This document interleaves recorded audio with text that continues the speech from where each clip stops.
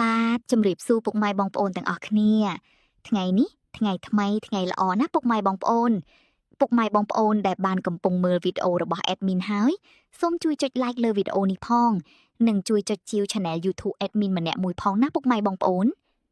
បើបានចុច like និងជាវហើយយកទៅផ្សងដឹងតែត្រូវហើយព្រោះសំណាងនឹងរត់រកអ្នកសូមជូនពរដល់ពុកម៉ែបងប្អូនដែលយកតម្រុយ admin ទៅផ្សងសំណាងសូមឲ្យហេងត្រូវពីលេខ3លេខ admin សូមធ្វើការជម្រាបលាបាយបាយជួបគ្នានៅថ្ងៃស្អែកកុំភ្លេចចាំអួតកំសាន្តទាំងអស់គ្នាណា